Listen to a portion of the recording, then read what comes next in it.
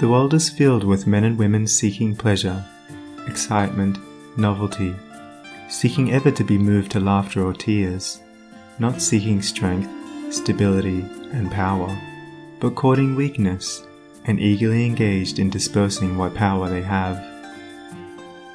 Men and women of real power and influence are few, because few are prepared to make the sacrifice necessary to the acquirement of power, and fewer still are ready to patiently build up character. To be swayed by your fluctuating thoughts and impulses is to be weak and powerless. To rightly control and direct those forces is to be strong and powerful. Men of strong animal passions have much of the ferocity of the beast, but this is not power. The elements of power are there, but it is only when this ferocity is tamed and subdued by the higher intelligence that real power begins. And men can only grow in power by awakening themselves to higher and even higher states of intelligence and consciousness. The difference between a man of weakness and one of power lies not in the strength of the personal will, for the stubborn man is usually weak and foolish, but in that focus of consciousness which represents their states of knowledge. The pleasure seekers, the lovers of excitement, the hunters after novelty, and the victims of impulse and hysterical emotion lack that knowledge of principles which gives balance, stability, and influence.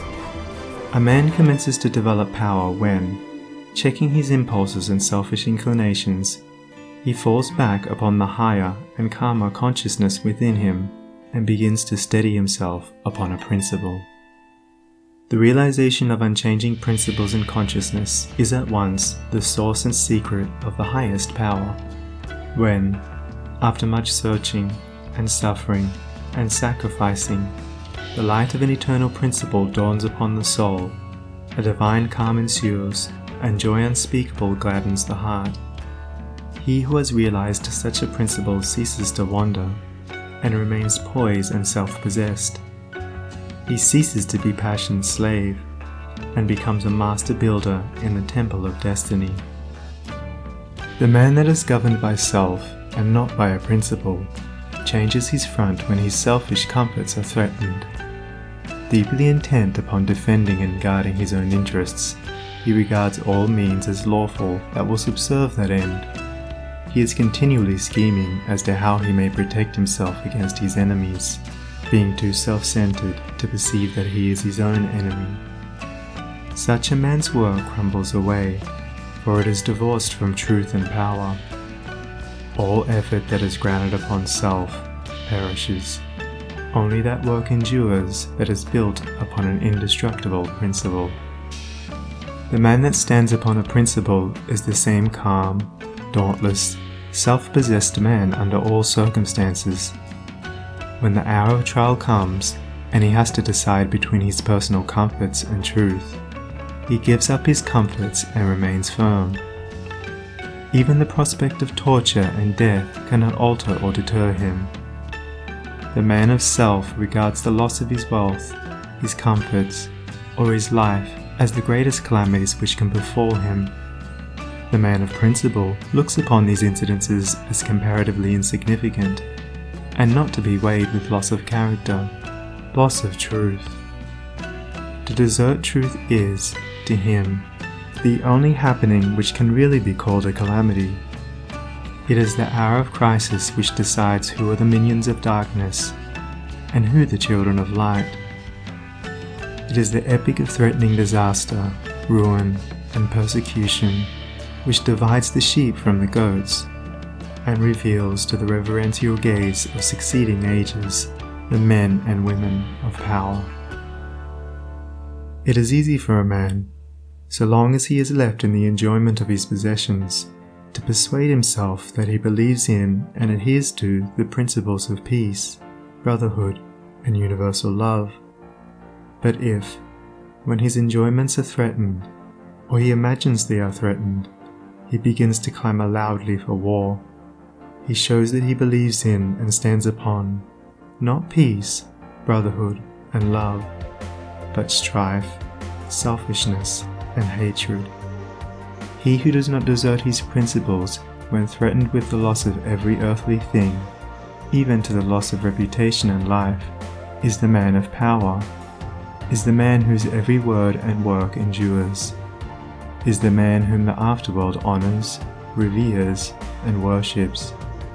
Rather than desert that principle of divine love on which he rested, and in which all his trust was placed, Jesus endured the utmost extremity of agony and deprivation, and today the world prostrates itself at his pierced feet in rapt adoration. There is no way to the acquirement of spiritual power except by that inward illumination and enlightenment which is the realization of spiritual principles. And those principles can only be realized by constant practice and application. Take the principle of divine love and quietly and diligently meditate upon it with the object of arriving at a thorough understanding of it. Bring its searching light to bear upon all your habits, your actions, your speech and intercourse with others, your every secret thought and desire. As you persevere in this course, the divine love will become more and more perfectly revealed to you, and your own shortcomings will stand out in more and more vivid contrast, spurring you on to renewed endeavor. And having once caught a glimpse of the incomparable majesty of that imperishable principle, you will never again rest in your weaknesses, your selfishness, your imperfection, but will pursue that love until you have relinquished every discordant element and have brought yourself into perfect harmony with it. And that state of inward harmony is spiritual power. Take also other spiritual principles, such as purity and compassion, and apply them in the same way. And, so exacting is truth, you'll be able to make no stay, no resting place, until the inmost garment of your soul is bereft of every stain, and your heart has become incapable of any hard, condemnatory, and pitiless impulse. Only insofar as you understand, realize, and rely upon these principles will you acquire spiritual power, and that power will be manifested in and through you in the form of increasing dispassion, patience, and equanimity. Dispassion argues superior self-control. Sublime patience is the very hallmark of divine knowledge, and to retain an unbroken calm amid all the duties and distractions of life marks off the man of power. It is easy in the world to live after the world's opinion. It is easy in solitude to live after our own. But the great man is he who in the midst of the crowd keeps with perfect sweetness the independence of solitude. Some mystics hold that perfection in dispassion is the source of that power by which miracles, so-called, are performed. And truly he who has gained such perfect control of all his interior forces that no shock, however great, can for one moment unbalance him, must be capable of guiding and directing those forces with a master hand. To grow in self-control, in patience, in equanimity, is to grow in strength and power, and you can only thus grow by focusing your consciousness upon a principle. As a child, after making many and vigorous attempts to walk unaided, at last succeeds, after numerous falls, in accomplishing this, so you must enter the way of power by first attempting to stand alone. Break away from the tyranny of custom, tradition, conventionality, and the opinions of others, until you succeed in walking lonely and erect among men. Rely upon your own judgment. Be true to your own conscience. Follow the light that is within you. All outward lights are so many will-o'-the-wisps.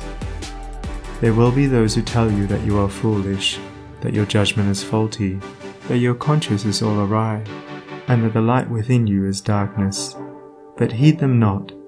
If what they say is true, the sooner you, as a searcher for wisdom, find it out the better, and you can only make the discovery by bringing your powers to the test. Therefore, pursue your course bravely. Your conscience is at least your own, and to follow it is to be a man.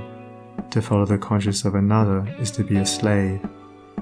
You will have many falls, will suffer many wounds, will endure many buffetings for a time, but press on in faith, believing that sure and certain victory lies ahead.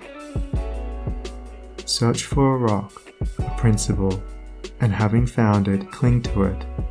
Get it under your feet and stand erect upon it, until at last, immovably fixed upon it, you succeed in defying the fury of the waves and storms of selfishness. For selfishness in any and every form is dissipation, weakness, death.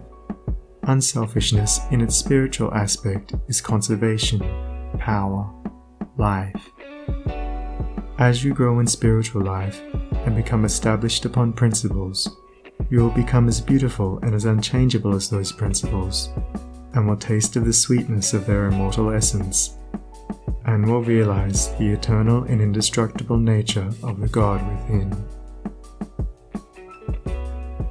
No harmful shaft can reach the righteous man, standing erect amid the storms of hate, defying hurt and injury and ban, surrounded by the trembling slaves of fate. Majestic in the strength of silent power, serene he stands, nor changes not nor turns, patient and firm in suffering's darkest hour. Time bends to him, and death and doom he spurns. Wrath's lurid lightnings round him play, and hell's deep thunders roll about his head. Yet heeds he not, for him they cannot slay, who stands whence earth and time and space are fled. Sheltered by deathless love, what fear hath he? Armoured in changeless truth, what can he know of loss and gain? Knowing eternity, he moves not whilst the shadows come and go.